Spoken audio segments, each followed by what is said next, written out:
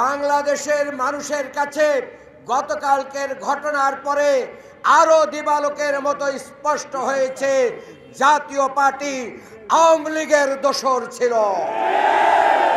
বাংলাদেশের প্রতিটা অবৈধ নির্বাচনের যে বৈধতা দানকারী সংগঠন তার নাম হচ্ছে জাতীয় পার্টি। এদেরকে জাতীয় বেঈমান পার্টি বলা উচিত। এরা বাংলাদেশের মাটি এবং মানুষের জন্য রাজনীতি করে না। ওনাদের নেতারা বিদেশ থেকে এসে বলেন আমি সব জানি, কিন্তু ভারতের নির্দেশ ছাড়া আমি বলতে পারছি না।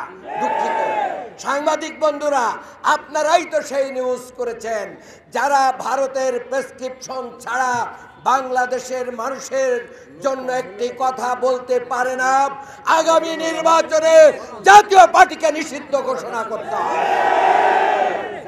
আমরা স্পষ্টভাবে দেখতে পাচ্ছি 5ই আগস্টের পরে আওয়ামী লীগ বিভিন্ন নাম দিয়ে ফিরে আসার চেষ্টা করেছে। 71 প্রজন্ম মঞ্চ দিয়ে ফিরে আসার চেষ্টা করেছে।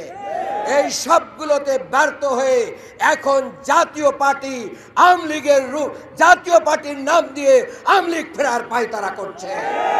বাংলাদেশে ফ্যাসিস্ট বিরোধী সকল শক্তিকে সাথে নিয়ে আগামী দিনে বাংলাদেশ জামাত ইসলামীর ঐতিহাসিক ভূমিকার মাধ্যম দিয়ে এই জাতীয় নীল নকশাকে আমরা নস্যাৎ করে দেব ইনশাআল্লাহ।